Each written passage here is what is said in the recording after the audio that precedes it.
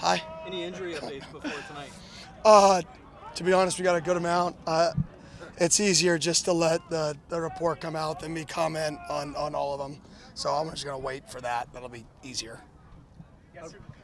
How'd practice go today? Oh, I thought it was a pretty good day. I thought the intent was there. And, I'm excited. I'm excited to see some guys step up. I mean, that's the challenge. You got to have guys step up and make plays in a good road environment, like I said yesterday. It's the best team at home over the last 2 years has been us. The second best is Iowa State at their home record. So this will be a good challenge for us. Kenny, what's a guy like Justin Watley with his infectious energy been able to bring to this team the past 2 years? Yeah, he's awesome. He's competitive. He's always energetic. He always brings it every day, always brings energy. So I think it's just an infectious person to have in the program. Jeff Sims said yesterday that the relationship with you and Marcus was the biggest reason that he stayed around. How would you describe that relationship, and why do you think it had the effect that it had? Yeah, I think it's just trust. We trust him. He trusts us. So I think the trust and the honesty and the transparency is something that I pride myself with. So I think that he trusts us. I think he's had a long, crazy career. So I think it's pretty cool for him to be able to really finish, this thing out and play a few games. And I'm excited to go watch him play this week. What does it say about the culture that you guys have, that a lot of guys that are injured are still out here being really aggressive? Sam was with the QB, Cyrus was scootering up and down that field. What does it say about the team? Yeah, I mean, we took 6 guys to media days. 4 of them aren't playing right now. That's kind of crazy to think about it like that. And but it is fun to see that those guys are still engaged and they're building, and they still want to be a part of it. They want to be out here. It's not what you want, but when you're in this situation and you have those guys still, involved at that level, it gives you a lot of confidence in what we're doing. And it gives, I think our staff a lot of confidence in the relationships that we're building. Kenny, what are your early impressions on how Nudo is? Good voice. Oh, I like the voice change. I'm gonna get that question ready. How were you impressed the first couple days of Nudo leading the charge of special teams? Obviously, Coach Regel's not replaceable. He's one of the best coaches the state's ever seen. He's one of the best mentors you could ever have. So he's not a replaceable person. But I think with that, Jack's done a phenomenal job stepping in and being himself. He's not trying to replace Coach Regel because, like I said, he's an irreplaceable person.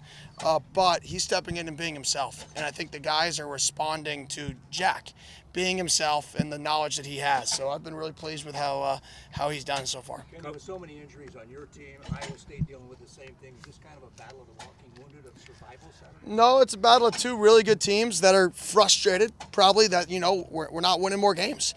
So it's a battle of 2 teams that, I know Coach Campbell, and he's one of the best coaches in our league, and he finds ways to win for a long time, and he's not an excuse maker. He's a guy that just finds ways to win, and I hope that from that perspective, it's the battle of 2 teams that want to win a football game really badly, that feel like they're close, and leaning in on that piece, not the other piece. Touching on Watley and Kenny and just the guys on the team, how's it important? You talk about multipliers. How important is it to have multipliers on this team? Oh, it's critical. You got to have people that, make, like Cam Dyer's out here still throwing. I mean, some people make people around him better, some people don't. And you got to have those multipliers in order to, lift everybody else up. Yesterday when Jeff was talking, he said that guys like him and Cam Dyer prepare every week as if they were the starter, and that leads to more pressure on moments like this. What have you seen from their preparation? Yeah, they're workers. I mean, they like football.